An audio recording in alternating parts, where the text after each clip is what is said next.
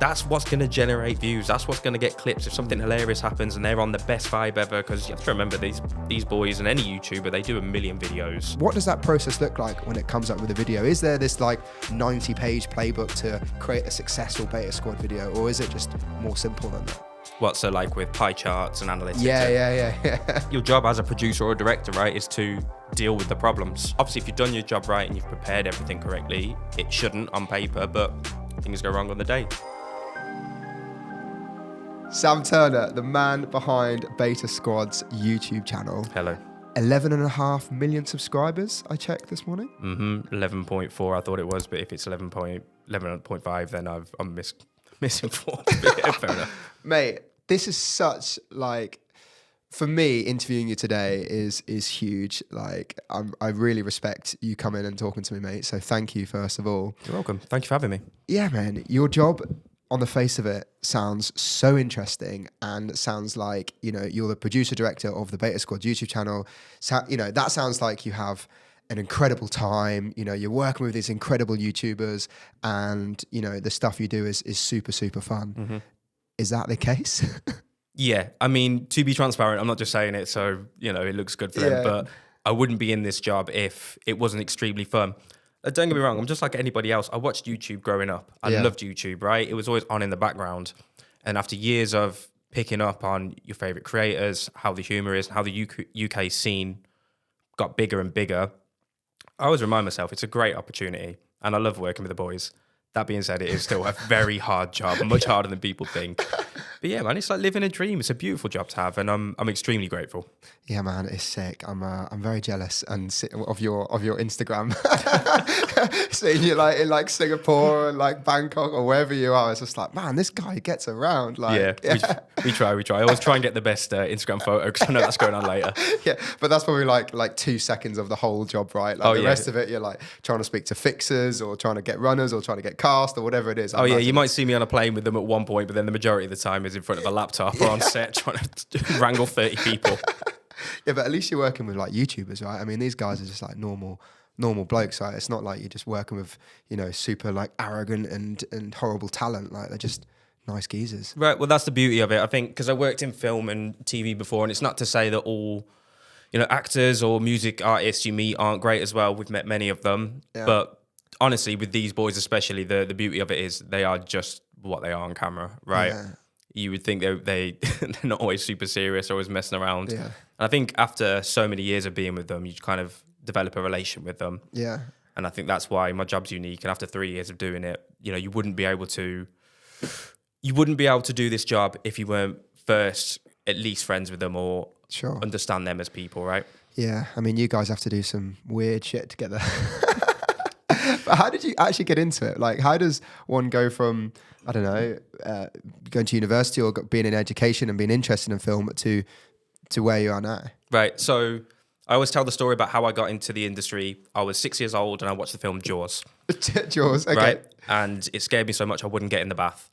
So my mum was furious with this. Yeah. And after about a week of doing it, she showed me the VHS recording of the behind the scenes. Okay. And at 6 years old, I realised, right, I want to be behind the scenes. Yeah. Fast forward, got into uni, started making like short clips and stuff when I was younger.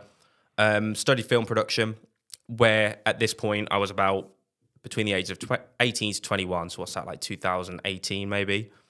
The YouTube scene in the UK was blowing up. It was huge. Sidemen were popping off, Beta Squad.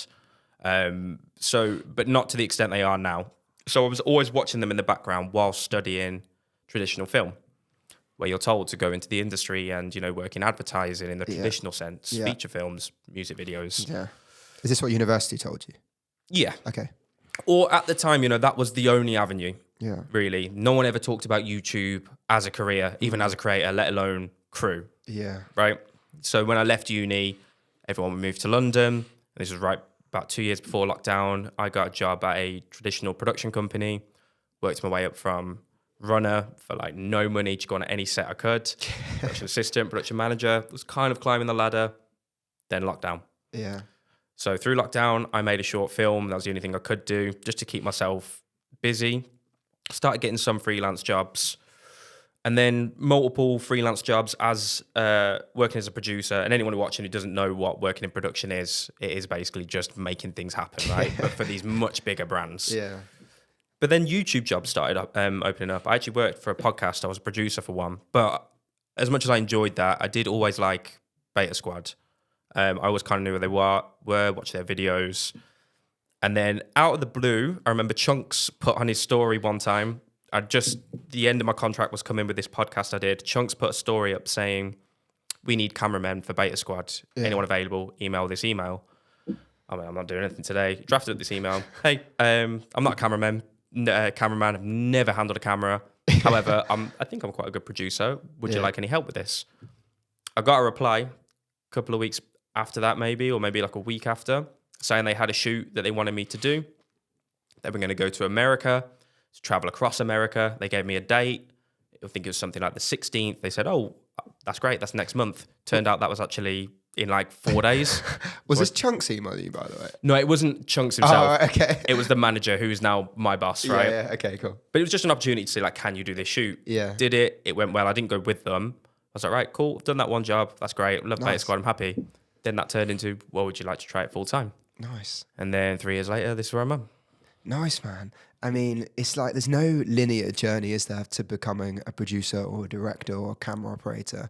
I mean, my journey is just like all over the shop. Do you know what I mean? And I think that's what people perhaps don't understand when they go to like study film production in university. Is there's not this like linear step-by-step journey. It's a lot of the time it's selling yourself really, and like really putting yourself out there and really trying to find the work. And that's like, I think, a core skill that a lot of creatives lack nowadays. They're very good at being creatives, but they don't actually know how to sell themselves. So, that's one thing I always teach people is sell yourself and figure out how to market yourself, and then that's how you'll climb the ladder in the film world. Right? It's a perfect point, mate. Like, I know I've just skipped through I don't want to bore everyone today for the full story. You're not boring everyone, mate. But it was years of just get the odd job here and there, going on diary services, having to like push and ask people, can I do this, just to be a runner, right? Yeah. So I've simplified the story, but oh my God, I'd say it was like 3-4 years of struggling just to get work. Really? In production or just doing anything until it started taking off and you get these bigger opportunities. But yeah, it's a struggle. You have to put yourself out there for sure. You really do, man. You really do.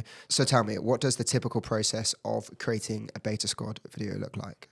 So because we shoot in seasons now where we shoot blocks, say we'll do 8 videos, we will speak to the boys directly, or the manager will. We'll get a line of ideas, or they'll vote for their favorite ideas. There'll be a title, thumbnail, and a quick write-up. Yeah. That then gets passed on to us, the producers. So I'll be leading most of them, or for the last few years, I was basically leading them. We now have a much better crew, or a much bigger crew, which I'll come on to. But we'll get the headline idea. We'll draft it up into a treatment that will break everything down. Where we're going to shoot it, what talent we need in it, how the structure works, what we think it should, basically what the video will be. It's like a script, right? It's a production book. It's about 90 pages, really detailed. 90 pages long? For some of them. Yeah. For one video? Yeah. Say if you look at Solitary Confinement, one of the videos we did recently, or Squid Games, the really big, complex ones, we need to know every detail about it. It's like doing a production Bible, basically. Every detail we want to know. Or that's how I work as a producer. What is every detail, though? Every detail, from the props we're going to use, the set design, which locations within that location we're going to use. If it's an airfield, which one are we going to use? Which cameras we want? Where we're going to dot the cameras? The structure of the video itself. If there's a gameplay element to it, how does the point system work? Much more goes into the thought of it than I think people would realize for some of them. But say about 90 pages, we'll then present that to whichever Beta Squad member is leading that video. We'll talk it through. What do they like? What do they want to change? What don't they like? Once that's signed off, we then go into typical production. I'll either work with my production manager or I'll do it myself. We'll get the crew. We'll cost it up. Is it too expensive? What can we cut? Get the kit we want, the location. Casting's a big thing as well. Art department. Basically oversee every element of that. Wow. Up until the shoot day, which is where most producers would then chill out a little bit. But I also like to direct the shoots. So your job isn't hard enough already. Yeah, just try to make it extra hard for myself. But no, I'll add to that. Like, I do love directing as well. I think when you've got your head in a project so much, maybe unlike film and TV, like I think it makes sense for the producer to direct, or that's how I like to work, because you've got your head in it so much. It's kind of hard to then hand it over to somebody else whichever beta squad member is leading it as well will also direct on the day and tell the boys what they want. But if they just want to be talent and be locked in as talent in the video, that's enough to me to lead the crew, external talent, and whatnot. But that's basically the process. I hope that answered your question. Yeah, it definitely does. How many crew are on set then? Ooh, good question. It depends. It depends on the shoot. So you can have anything from what we call an IRL, in real life video, which could just be myself, a cameraman, and 2 beta squad. That's it. We'll run around Asia, Ireland, wherever we go. Very small skeleton crew. Up to, say, a Squid Game or a solitary confinement shoot, which is huge location-based videos, lots of PTZ cameras, talking 40 to 50 crew maybe. Wow. On rotation. So, you know, we'd follow the typical advertising or film structure from ADs, PMs, runners, gaffers, sparks. We like to do a variety of shoots. Really? And how many cameras is on like the Squid Game shoot, for example? Squid Games wasn't as many, although the DP on that, Hugh, or a shout out, was incredible. He set up, I'd say, maybe 9 to 11, like floor cameras, FX6s and stuff like that. Wow. Where we use the most amount of cameras is our series called Last to Leave, where we use PTZ cameras, the hidden ones. That can be anywhere from 12 to 16 plus floor cameras. So you can imagine our editors love having all that footage. Yeah. Does anything ever go wrong? Does anything go right? No, I'm joking. Yeah, things go wrong, but like not drastically, not like, oh my God, it's the end of the world. I think your job as a producer or a director, right, is to deal with the problems. I see my job as like a problem solver. Obviously, if you've done your job right and you've prepared everything correctly, it shouldn't on paper, but things go wrong on the day. I mean, that's just production, right? I mean, you laugh about what goes right, but you are a problem solver, and not just a problem solver. You're not reactive, but you're trying to like anticipate problems half the time as well, right? Yeah, I think any good producer, like, you need to anticipate all the problems that could possibly happen. And even like the best producers are people who just deal with it on the day. It's a high stressful environment and everyone wants something. Each department might have an issue, but it is just how you deal with it. Yeah. And I think if you keep a calm head and you rely on the team around you, like, nothing's gone wrong to the point of we have to shut down the day, or is that true? We're getting an exclusive. Most of the time that doesn't happen. But yeah, man, it's just rolling with the punches. It's just dealing with whatever goes wrong. Like, I think if you go in with the mindset of like, something is going to go wrong. I often ask my production managers, what's gone wrong? Are they big problems or little problems? Like, someone's going to be late. Yeah. The talent's car broke down. I once had a sound op not turn up to the shoot. Yeah. And I was like, I had to get a sound op within like 2 hours. I don't know how I did it, but I managed to get a sound up there within 2 hours. I kind of feel like when pressure like, what? Why have you not turned up to the shoot? Didn't turn up, didn't answer the phone. But then did that sound up turn out to be better, and was he a contact that you then used over and over again? Yeah, because the guy saved my bum that day. Honestly, he did. Like, that shoot was so expensive. But I feel like pressure makes diamonds, and sometimes when things have gone wrong and we thought on our feet, something will come to me eventually. But they're normally when they're the shoots that often end up being much better. Somehow, when things go wrong, it always turns into a win eventually, I feel. Yeah, I always say it's never a failure or a loss if you learn from it. And I think that's so true. If you learn from it and you don't make the same mistake again, then it's a win in my eyes. Yeah. To be honest, the biggest one, this is so like nitpicky and nerdy as a producer, but if there's any producer listen, the biggest thing that always annoyed me is just always get release forms signed. Yeah. That's the worst problem to have. It's such a headache, honestly. I mean, you guys have so much talent on your shoots, right? I mean, there must be some that slip through the net, or, there must be something that slips through the net every shoot. You can't have a shoot that goes 100% perfect. I just don't think, if that's your expectation, then for a video production, especially on these sets that you're on with 50 talent or 50, shooting over weeks and weeks and weeks, there's always something that's going to go wrong. That's part of film production, right? Yeah, basically, yeah. I want to go back right to the start before a Beta Squad video is made, almost like looking at like the strategy.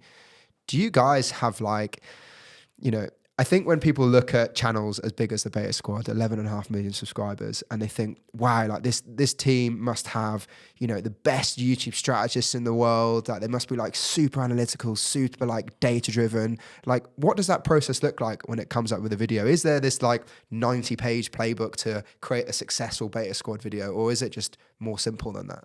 What, so like with pie charts and analytics? Yeah. No. No, I don't know. To be honest, look, we have a very good team. And just to be clear, I've only been with the company for 3 years. When it comes to like our post-production team or the boys themselves or, you know, the management, they may look at it with a tighter lens. But personally, no. I think in my experience, whenever we've looked at videos, first and foremost, we just want to make it something fun. Yeah. That the audience want to see, right? We may look at other videos and say, well, that's done well. Maybe we could do something similar. Or just an idea one of them have had. And it's our job as a producer to just bring ideas to life. Yeah. So that's what I focus on more. And I think it's the idea we start with. It's not necessarily, is this thumbnail going to blow up a million? I mean, the boys know that better than me, but no, we don't really look at analytics that I can think of with the bigger videos. It's just, are the boys going to enjoy this? Because what we found is, if the talent are enjoying the video, that's what's going to generate views. That's what's going to get clips. If something hilarious happens and they're on the best vibe ever, because you have to remember these boys and any YouTuber, they do 1 million videos. Yeah. Not that much, but you know what I mean? They do so many videos. Must be close. Must be close, right? But I think if they're enjoying themselves, that's the main thing. And if one of them's really passionate about an idea and I can bring it to life exactly how it's in their head, they're happy, I'm happy, the rest are happy. That's all we're focusing on. Does the idea sound funny? Does it sound cool? Are we all going to enjoy it? Are we going to be passionate about it? Yeah. And typically I find those are the videos that do the best. In terms of analytics, no, like me personally in my job role, no, I don't really look at analytics. Yeah. Again, what we found is if they enjoy it and they want to do it and everyone's really passionate about it, they're the videos that tend to do the best. I think people get too bogged down in analytics and, you know, looking at click-through rates of thumbnails, and, you know, it can get a bit too serious sometimes, when ultimately you go back to the fundamentals of YouTube. People are there to be entertained, or they're there to be educated. That's why you click on your YouTube app on your phone or your television or whatever. And, you know, that is your job, right? Is to create entertainment. And, you know, that always starts with the idea, and that always starts with what's on camera. And that's the most important thing. Like, get rid of all of the fancy studios, all of the fancy lights, all of the fancy microphones and whatever.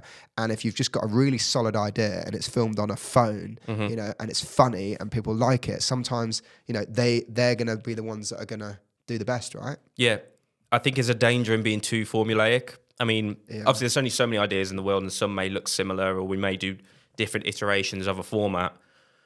But if you're not trying new things, like, I do think that could make you go stale. If you look at Hollywood at the moment, like Mighty Supremes just came out, right? That's a completely unique idea. That's blowing up. But people are sick of the Avengers formula and Marvel. If you just rinse and repeat the same thing, or if you just look at the analytics and just try and copy what everyone's doing all the time, I truly think, like, one, the audience would get bored.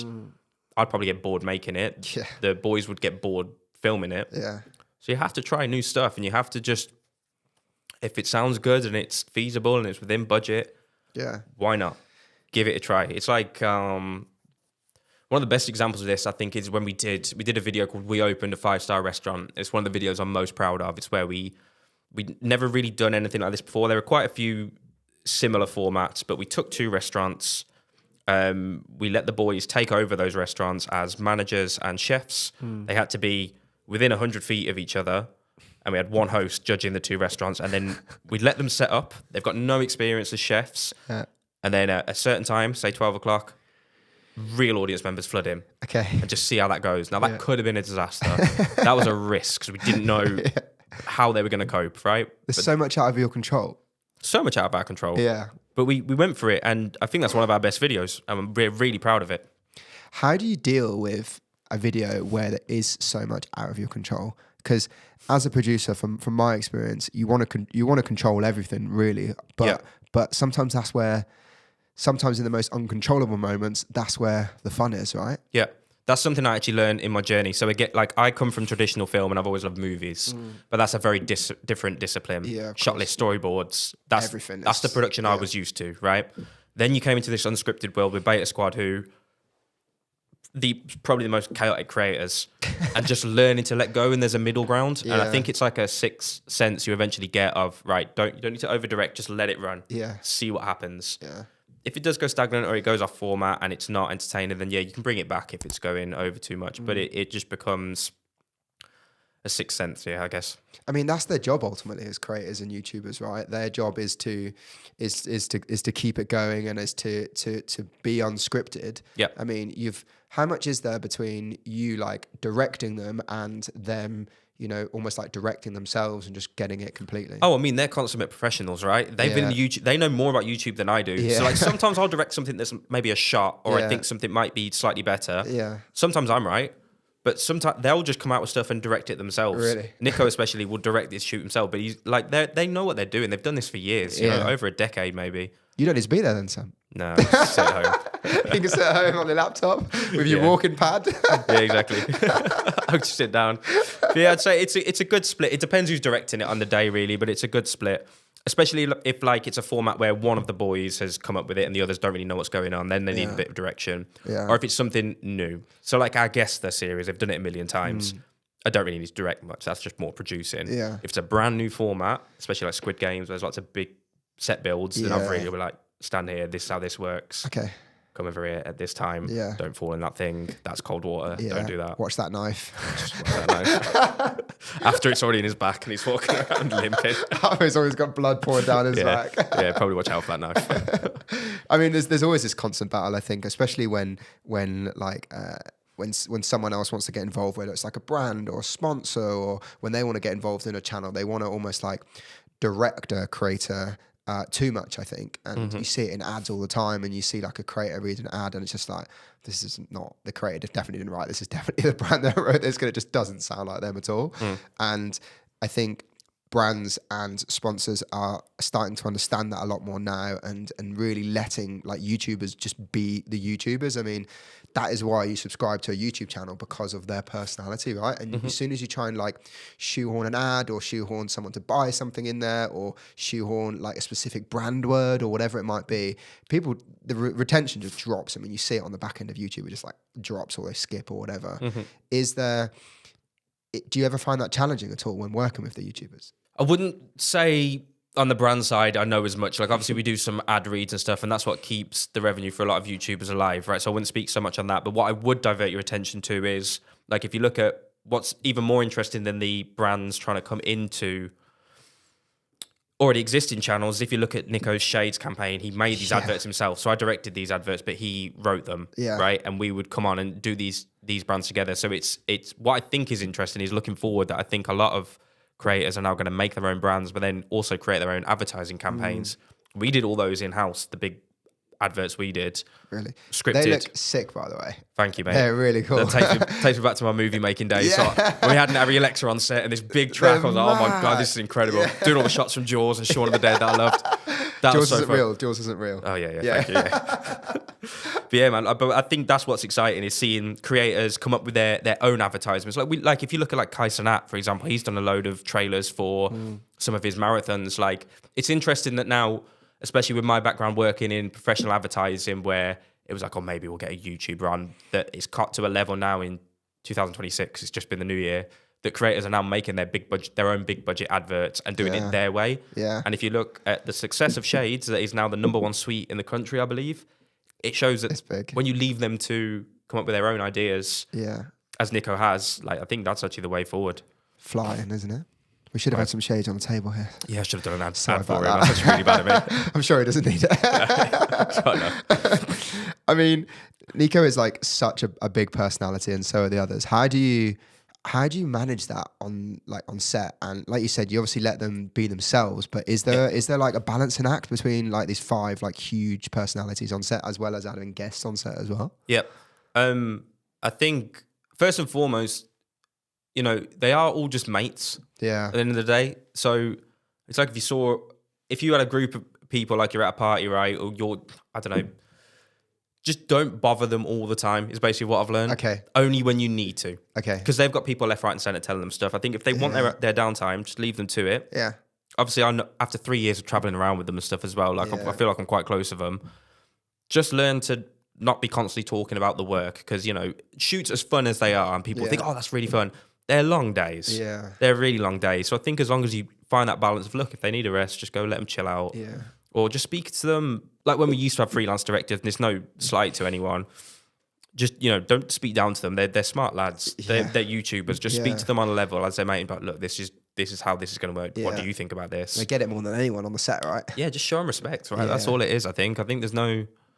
Again, after 3... It's a good question, though, because when I first came in, I was very, strict director. Right, I need to make an impression and be really good. Yeah. That doesn't work. They won't listen. But if you just... And again, this is only specifically Beta Squad. We've had some guests on and stuff that I've directed, but... Yeah, those boys, I think, just speak to them with respect. They're just human beings. Yeah. You don't, they've done a million of these. They know what they're doing. So I think nowadays, being a YouTuber is probably the most desirable job. When you're a teenager, when I was a teenager, everyone wanted to be a footballer or an astronaut or wanted to be an actor or singer or whatever or Ed Sheeran. But people are now saying, oh, I want to be a YouTuber. Yeah. It's become a really serious thing now. And you can see parents are really treating it seriously when their kids say they want to become a YouTuber. Yep. Do you think anyone can be a content creator? Do you think anyone can be a YouTuber? Do I think anybody could be a content creator? I'm going to say no, but I don't think...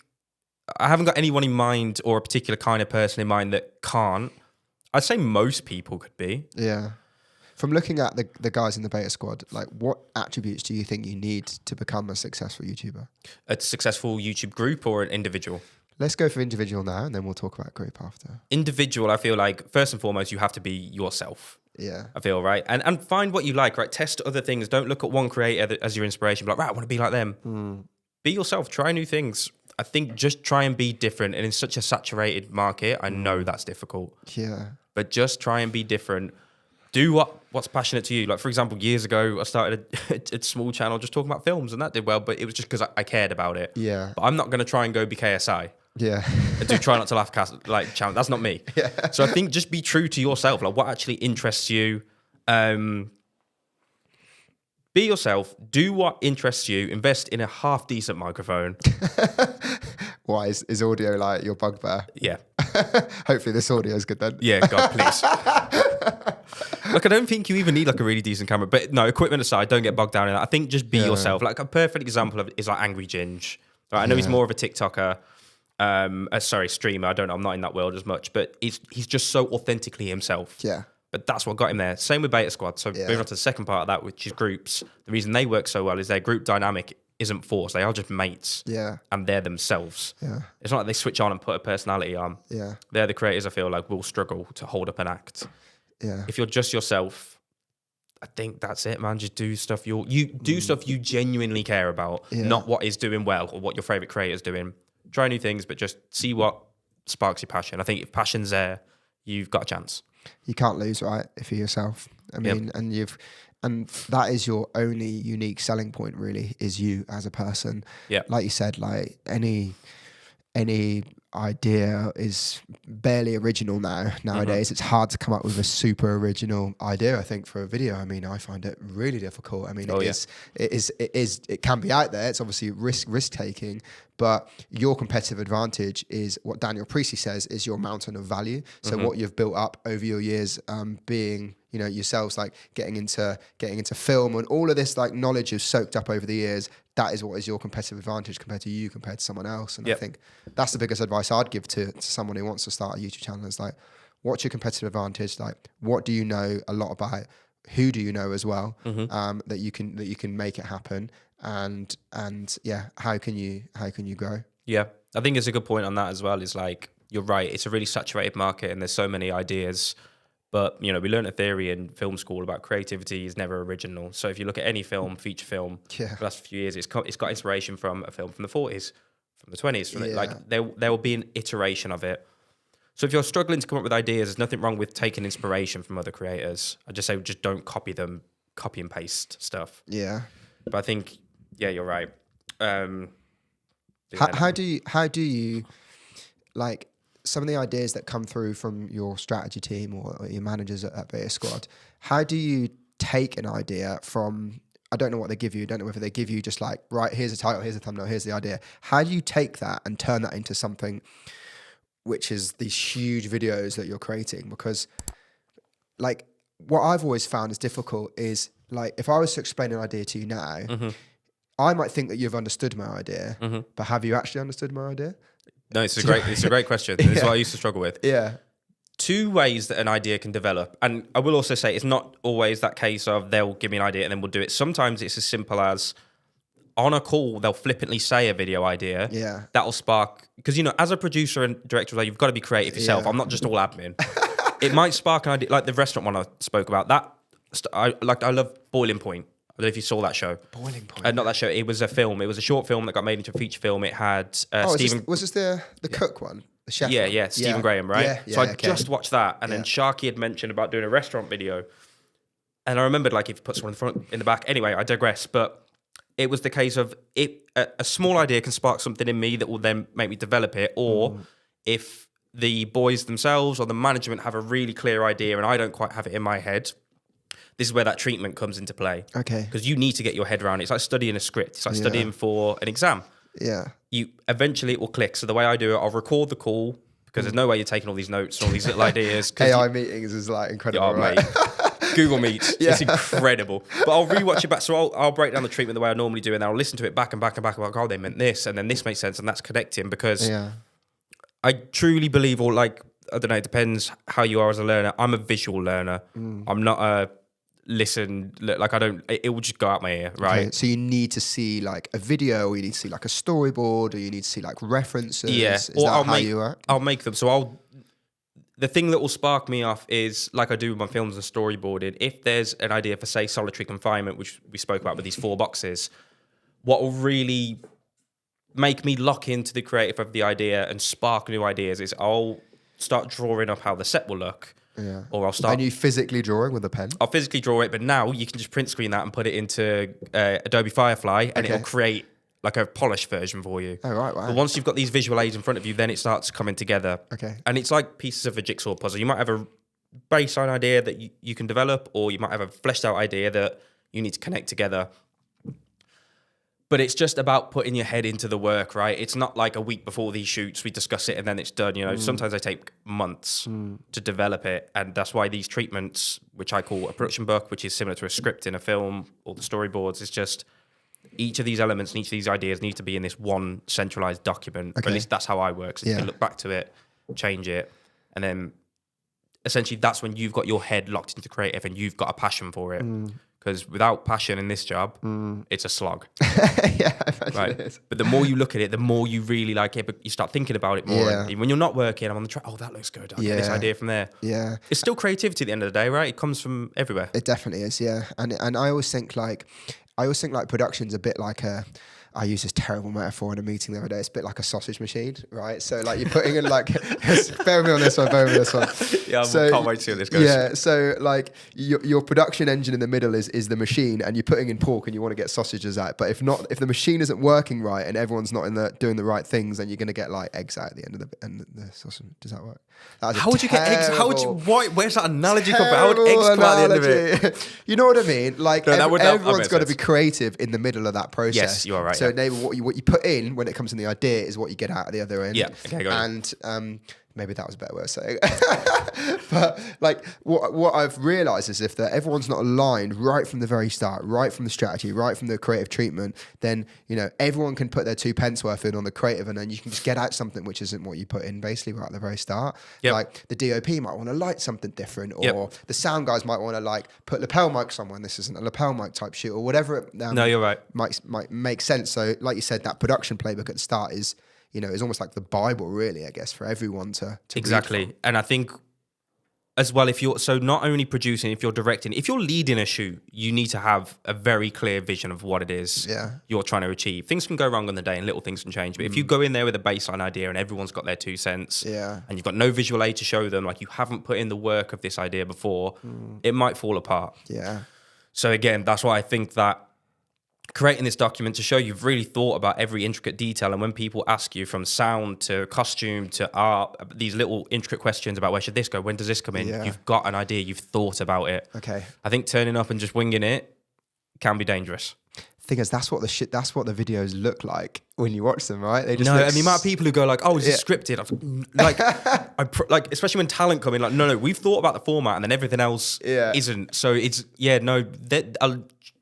can I swear on this podcast? Yeah, you can swear. Shitload of thought goes into this, man. It's not like solitary confinement. I think we had 2 months on it. I think Really? Wow. I think people think genuinely like it takes a week. Like, this is still proper production. Don't get me wrong. There's a few videos where it's like back to YouTube, just go out and film with a DSLR, whatever. Like, that does happen as well, and they're fun to do. But the bigger studio shoots, like, fuck me, no, they're huge, man. They take a lot of thought process, a lot of time, a lot of planning. It's just a table and a couple of chairs, Sam. I don't know what you're talking about, mate. Yeah, A couple of guys in morph suits, you know it is. Yeah. So we'll get that on the day. It'll be fine. Yeah. Every time. Just fix it in post, mate. Yeah, literally. Just AI will fix it. Do you use a lot of AI in your production process? In pre-production recently, yeah, actually. Yeah. It makes our treatments look nice. So yeah, it's AI is, in terms of ideation, no. But in terms of creating imagery that can like pass on to art department or props, like, yes, I do it a lot. I'll put in prompts because, again, it's beta squad, man. We do some fucking weird ideas. So, like, on Last to Leave School, for example, recently, we had an idea when there was 4 people left. We'll put them all on top of dunk tanks with mannequins across from them with their faces on the mannequins, and each person on top of the dunk tank has a paintball gun. Right. And they'll shoot one of the mannequins, and whichever mannequin has the most hits on it, that person then gets dunked. So I heard this idea. I was like, great, that makes sense in my head. How do I show that on a document to the art department? Because that makes no sense. But then it just doesn't. It's stupid. No, not stupid. It was a good idea. It was just like really hard to articulate it. But then because of AI, I drew it up by sketching it. Then I put it into the machine. It creates a cleaner image, and then I can show people. Wow. That I mean, I don't think a lot of people realize all of this that goes in behind a video. I just don't think people get it. And I'm sure you probably read the YouTube comment section sometimes. You think, why do they do this? Or people moaning off, and you just have to just like ignore it and put it to one side. Yeah, but I, in all honesty, though, I don't look down on people like because I hear it. Like before I was in production, I used to look at these. I'm like, that's easy. You just turn it to a studio, put the camera on. Yeah. No, man, the lighting, moving these people from this place. You've only got 12 hours in a day. Costume needs to be perfect. These props need to work. These little intricate props when you're doing like timer challenges, and it can only happen once because you need the authentic reaction. Like, like it makes you appreciate shows like I'm a Celebrity or something like that with all these big set bills and animals. It's like, gee, I don't know how you do it. It's crazy, isn't it? Yeah.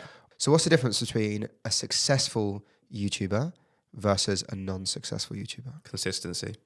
Really? It's got to be consistency, right? It's people who, again, like, I'm the producer for a big established channel already, but I have watched YouTube for quite a few years, and I kind of did my own channel for a bit. And I think in any medium, music, film, YouTube, I do believe it comes down to the simplicity of consistency, persistence. Just keep going. It's not going to work straight away. It's going to be hard. It's not about how hard you can hit. It's about how hard you can get hit and keep moving forward, right? Where'd you get that quote from? Yeah, Rocky. But it's true. Again, I know you're going to speak to other people in YouTube and everyone might have their own answer. I genuinely believe it just comes down to consistency, which people really underestimate how hard it is. Yeah. Beta Squad, for example, I've only been with them 3 years. I've been doing this 10 years. Right. That first year and a bit I was with them when we were doing a video week after week after week. It's your life, right? It's all consuming. Yeah. It's a lot. It's a full-time job. I think people think you flick on a camera, upload a YouTube video, they've got it easy. No, mate, it's so many hours. It's thought. It's weekends of thinking about it. Things are going to go wrong. Crew, you've got to deal with it on the weekends. So that's just production. YouTuber starting from the ground up, you're going to have to give it everything and you're going to have to be consistent. It won't work straight away. But that's what I genuinely believe is the separates the winners from the losers. I think it's a bit like not to call them losers if they've tried, by the way. No, you're losers. If you failed at YouTube, you're a loser. I'm a failed YouTuber, so that's fine. I think you're so right, and a lot of people say this as well, right? And it's everyone's looking for like this secret hack or like this secret source to YouTube, or you must have this personality or connections, or they just see like the overnight success, and that's not what got them there. It's hard because work. These people who are successful, like the Beta Squad, like you said, they've been going for 10 years. You think how many videos I've uploaded in the last 10 years? They started from nothing and they just posted and posted and posted and posted and posted. Yeah. I mean, it's like going to the gym, right? Yeah. Just keep going and keep going and keep going and keep going and keep going. And I'd love to never giving up. I'd love to say, I do all the hard work as a producer and they do nothing. They just sit there. But that's not the case, man. These boys, I've seen them grind. Like they'll do shoot blocks for, say, a different producer will come in and I can go home. They'll be on a flight to somewhere else and this flight here and they're awake and they've done this and lastly and like back to back shoots, then brand deal shoots and their own channel. Like, they're workhorses. I don't think people realize just how much time and effort they put into this. I know. And it may be a fun job, which it is, of course. It's a beautiful job to have, and me and them, we're all very lucky. But Christ, they work hard, man. They're never off. Yeah. They're not. I mean, you look at like Nico's last video series, like traveling around the world in 30 days with no money. Yeah, mental. I mean, that's just like, you say that title out loud, right? And it's just a crazy title. I think people on this, so this is more for me, people on the surface will be like, oh, wow, that's crazy. But for me, it's like it's just another day thing. I'll be trying to speak to Nico about a Beta Squad video, and where's Nico? Oh, he's just in Antarctica. He'll be back tomorrow. Really? Is that pretty normal? Really normal. Like, if they're ever in the UK, it's like if they're all in the UK at the same time, that's we're lucky. Really? Yeah. So if you're having to plan a Beta Squad shoot with people like Nico, who is traveling around the world all the time, doing these crazy videos, are you like planning like his shoot time in like way in advance? Is that how it works? No, and it's really dependent, man, because I wish we could say this is all perfectly scheduled for a whole year, but things change, you know? Yeah. So if he's doing that, we'll try and catch him early on and just have a brief chat with him whenever we can. Yeah. I've been with them enough now to kind of figure out to fill out the blanks, like he might have spoke to one of the other boys or one of the editors or management who've got a better idea of the video. It might be a video I've already produced or like a similar format, like Last to Leave, so I can kind of develop it a lot myself. Okay. But yeah, we'll just try and speak to him when we can. And when he's not around, you know, the production doesn't stop. We develop it the best we can.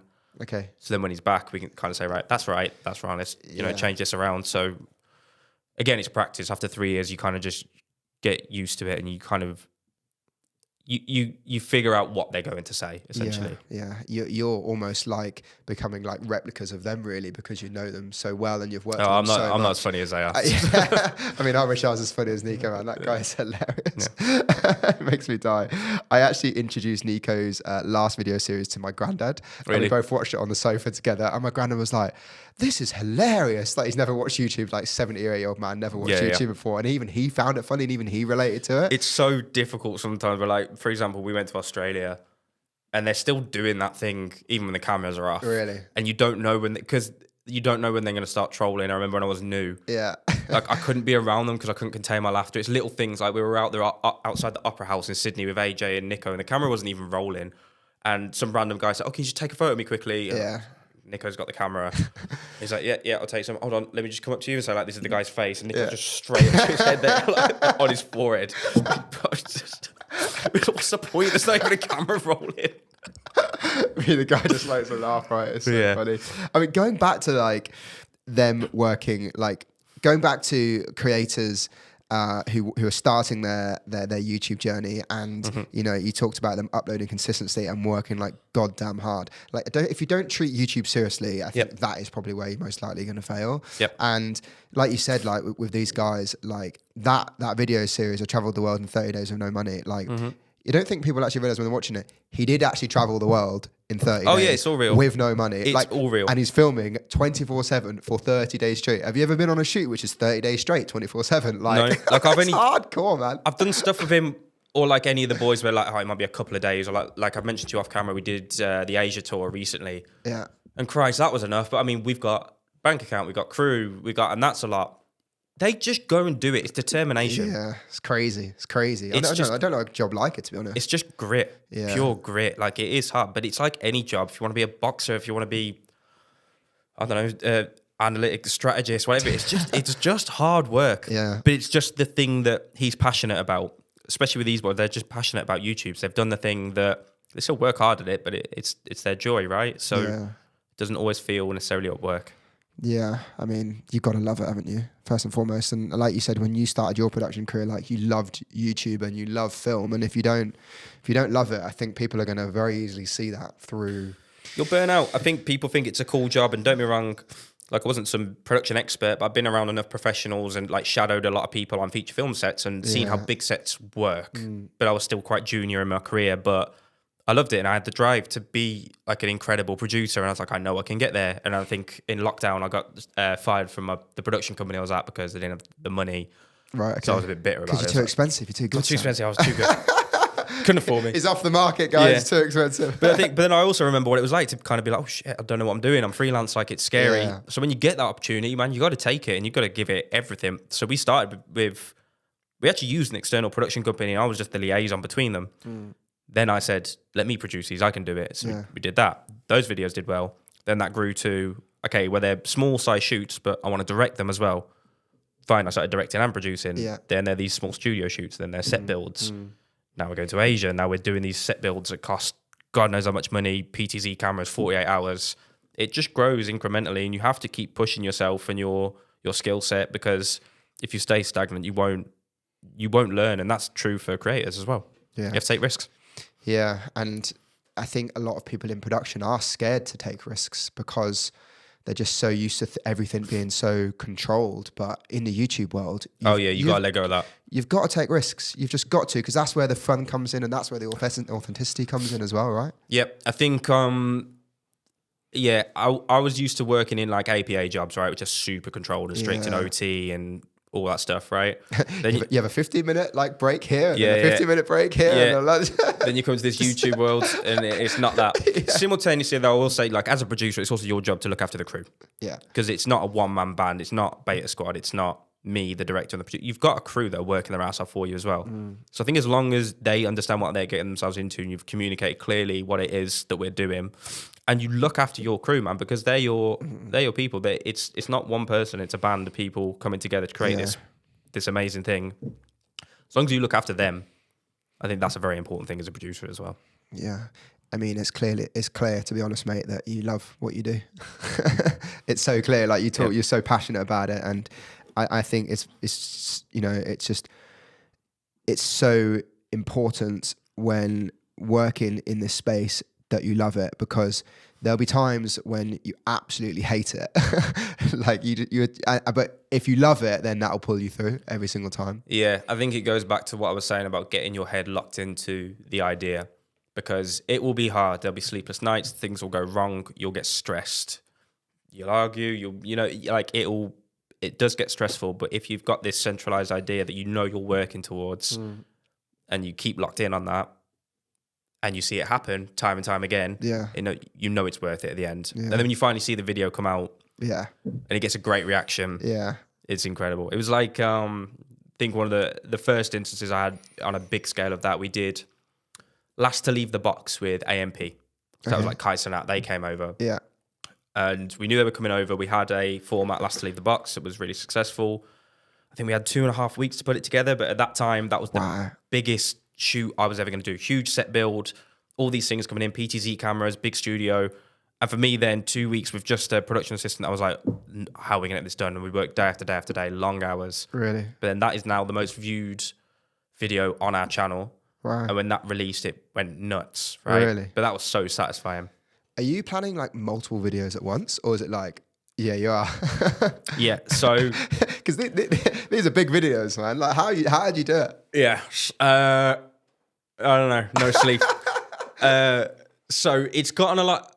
So simultaneously, like, I've got better, more efficient, and less control, because I used to do every little detail. So when we started, it was just kind of me and a production assistant. This is when we did a video a week. The videos weren't necessarily bigger, but they were more consistent. And no other producer. So I had to have my head in every single video, direct every single video, and my assistant wasn't production manager level yet. Right. Okay. So I'm also doing crew invoices, so down to the finite detail of that, up to the directing on the day. Wow. That's when we realised that, right, this is now getting a bit big. Yeah. For like... just a little bit, Just a little bit. But I think because that's what we started with, and I still got through it, right? Yeah. And we still did it. But then the team developed, and we all learned how to work with each other better, and the editing team got really talented and bigger, and then we got another producer in, and we're now doing the season. So instead of doing so many different projects, you can't really get your head around it, we now do less bigger videos, so we can go all out on just a couple. Okay. So at any one time now, I'm maybe balancing 2 or 3, rather than constantly thinking about like 6 we were doing when I first started. Yeah. And you said before, right, you film in like blocks, is that right? Yeah. Okay. So that makes it easier, does it? Yeah, because we have to schedule all the... I mean, the boys have got lives too, you know. They've all got all their... They want to enjoy themselves, and they've got their own videos. So we'll block out maybe like 6 to 5 days, and we can shoot these videos back to back. Okay. So I know, some other channels might just do 1 a week, but we prefer, and I think everyone will agree with this, we just have a relentless 6 days of back-to-back shoots. Yeah. And we just smash it all out. Okay. Wow, that's intense. Little room for error. Yeah, I'm sure there's lots. It's intense when there's a flight video in the middle of it. That's what's always squeaky bum time, when it's like, right, you got this big studio shoot, then you're Atlanta, then you're back, and then you're driving across country, and then they're the tricky ones. But hey, man, we pull it off. What's the hardest Beta Squad video that you've ever produced? I don't know about this hardest singular, but the hardest shooting block we ever did was 3 videos back to back. We did Last to Leave Solitary Confinement, where we put them all in solitary confinement boxes, see which one can last the longest. Now, for me, that was a pre-light day the day before. That's the shoot day. We filmed through the night. Yeah. So I kind of went home, had a couple of hours sleep, came in the next day to see who had lasted, announced the winner, do the D-rig. So that's only 3 days on this shoot. Yeah. I think the day after that, or like maybe a day gap, we then flew to Atlanta to go meet up with AMP to then film Last to Leave the Grocery Store, which again is a day. So I'm prepping on the plane, this shoot, to then go into this PTZ First class shoot. as well, right? Yeah, me every time. No, they actually get me. I'm actually that good of a producer. They just get me a private jet on my own now, which I expect nothing less than that. So we've done this 3-day shoot, gap, Atlanta, in this grocery store all day, through the night till 3 a.m. We're already jet lagged. Then, so that's gone on for 24 hours. So we're less than a week. This is like 6 days. And then the day after that, we then did a video called Race Across the US. Yeah. Where we got a RV in Atlanta, or Chicago, sorry, it might have been, and drove it down to Miami over 2 days. Wow. And that's all in the space of maybe like 8 days. And we got it done, and all the videos were amazing. But geez, the way I needed sleep at the end of that was, it was taxing. Did you sleep? Sometimes. Sometimes. Whenever I could. Not even on the plane you weren't sleeping. No. Like in the back of the RV falling asleep. Yeah, genuinely. And then I had to drive the RV at some point as well, because it was just, we had to make that flight home, right? I was stressing. I was like, I need to go home, I need my bed. And we had a flight booked, so we have to make it. But we did it, man. I mean, we managed to pull it off every time. But again, it's grit and determination. Yeah, I think you've got to be a certain type of personality to be a producer in general. I think like a lot of video production, film production, YouTube productions are like this, and that's just the way they are. There's no other way to make them really at the end of the day. Yeah. I mean, well, I don't know about other ones, but I think this is just the world I'm in now, and I'm kind of used to it. And yeah, it's grueling, but sometimes you do just kind of look around and think, wow, what a cool job. Yeah. You know, you do feel very lucky. Also, sorry to the audience if you hear me sniffing. We're both ill. Yeah. I've got like a sore throat. I'm just recovering. Sam's got a sniff. Winter. So it all sounds like glitz and glamour, and there's obviously the shoots that you do. The productions are just absolutely huge. Mm-hmm. There must have been things that have gone wrong on a Beta Squad shoot. Like, what is the biggest thing that's gone wrong on a Beta Squad shoot?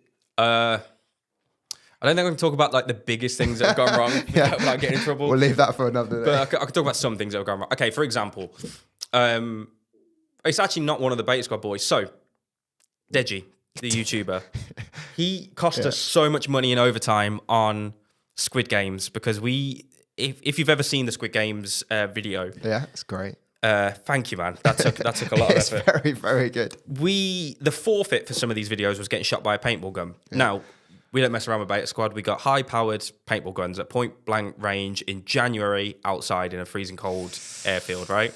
But that's the forfeit if you lost one of these challenges. So we were doing good forfeit. Yeah, so we did it in red light, green light, where they're going forwards. And Deji got shot once, and after that, I think he realised he really didn't like that. Fair play though. Yeah, but he continued in the video. And bear in mind, Squid Games are these huge set builds, so we're moving all the cameras and sets around. Like this was a long ass shoot, really long. I think we got to like maybe 11 p.m. at night, maybe a little bit earlier, but we'd already been shooting like 12 hours. And we got to a bit where Deji had lost one of the challenges. We've got to get in a room quick enough without a partner. So Deji was out. He needed to be shot by a paintball gun. He absolutely refused to get shot, but it was part of the video, so we couldn't stop. We were like, Deji, you're going to have to get shot on camera at some point. This genuinely got to a point where it was like, I'd say 2 hours went by. It cost us so much money in overtime, but he just would not get shot by this thing. Till eventually we just had to tell one of the people to shoot him really quickly. But that's something you don't anticipate, right? But at the end of the day, like Deji's a well-respected YouTuber and I love him. He's such a nice guy. But As a director, I can't be like, yeah, but just get shot or someone shoot him. Like, it just had to happen. So yeah, that stopped production for about 2 hours, and it put us behind. I don't think we finished that shoot till about 3-4 in the morning. But yeah, that's something that went wrong. Wow. I mean, I'm super interested to hear more about the Squid Games video. Like, that video is incredible, down to the art design, the art direction, the production. Like, how do you, from start to finish, how do you produce a video like Beta Squad's Squid Game? Beta Squad's Squid Game. So that's a good example of, like, look, we looked at like a Mr. Beast version of it, but unfortunately we don't have the US AdSense, so we don't have millions to play with. So we've still got a budget to keep in mind. But we break down the challenges we want to do and think, right, what's the most cost-effective but still visually impressive way we can do this? So, for example, like red light, green light, we were costing up trying to get the woman built at who spins her head round. It was costing so much money. You're gonna use it once in a video. Gonna use it once, right? That's so we were just like, we can't afford that, but we want to do red light, green light. What's a way we can just make this function? So we just got a really tall woman, put her in the outfit, bless her, in the freezing cold as well, put her on a platform and just angled the camera in a certain way where it made her look really tall. And then when we say, I'd say over a tannoy, red light, and then she would just spin round. So is that you on the tannoy? Yeah. And then, so she's just got this big headpiece. So yeah, then we were just trying to find more efficient ways of doing everything else. So then when we do the bridge, when they're walking across the tiles, originally we were going to do it super professionally, but again, these tiles that in any of the real life versions of Squid Games, they would be a button and it's an electric system that would collapse in the middle. That electric system costs a shitload of money, and then they'd have to fall into this crash mat, which is then all CGI'd out behind them. It was costing a ridiculous amount. So we thought, right, instead of a crash mat, what's cheaper? A swimming pool. We neglected to heat that pool, so their reactions were in January. Yeah. You guys are mean, man. It's part of the video. Just don't lose, you know. Yes, we did that, and then instead of the electric tiles, then we just made it so they were just tiles that looked the same as the rest, but they just collapsed naturally. So it's just all these little cuts we could do to make things cheaper. The carousel round, just genuinely, I think we reached out to like carnival people. Yeah. Can you get carousel in there? Right, we can't afford to build these rooms. What can we get? Yeah. These portable office spaces and just dot them around. Yeah. Just any clever way you can kind of think of to just look for cheaper solutions or more efficient solutions, right? Yeah. Because we can't be spending all the time and money in the world on these, because like something as big as Squid Game, it's a huge video. Like the Mr. Beast version cost millions. But again, hundreds of millions. Yeah, like a lot. But we did it on. Yeah, we just managed to do it in the YouTube way, because we are still YouTubers, right? We're not the most professional TV people in the world. We're still just doing things our own way. But we made it work. It's just a lot of preparation, a lot of thinking on your feet, and thinking outside the box. And I think you hit it on the head there. Like, it's got to be visually impressive, and I don't think when it comes to YouTube, you need to spend all the money in the world for something to be like super visually impressive. You've just got to be creative, right? And just, like you said, think outside the box. Yeah, I'd always need to give a shout out to some of our DOPs, Will Middleton and Hugh Wiggier, because they are incredible at doing, with the budgets we have, what they do with the lighting in some of these spaces. Right, okay. Is really what elevates it. I think lighting is in YouTube as well, like it depends on your budget. I know there's some people starting with literally just a webcam or whatever, but investing in lighting, I think, makes these things look incredible. Might not get you more ad revenue, whatever, but if you want them to, if you want your videos to step up, definitely invest in someone who can do lighting professionally. Or just get hundreds of £1 millions like Mr. Beast, and then it's problem solved, right? Yeah, I swear, isn't he bought a whole? Is it in Colorado or not California? He's basically bought just the biggest bit of land ever, and that's his. It's not a studio. It's just he owns a part of a state. Just owns America. Yeah, genuinely, I wouldn't be surprised at this point. Why not? No, why not? I wouldn't be surprised if he like ran for president next. You know what I mean? I mean, Donald Trump was president. Genuinely, that wouldn't surprise me. If he does an ad campaign, that's it, because all his subscribers will vote for him. Yeah, literally, yeah. That would actually slap, wouldn't it? Yeah, I think so. Oh, mate, Sam, thank you so much for coming on, mate. I genuinely, really appreciate it, mate. So clean pleasure, mate. Absolute hero. So thank you. And I can't wait to see the next Beta Squad videos that you've got in the pipeline, mate. I'll send it over to you. Yeah.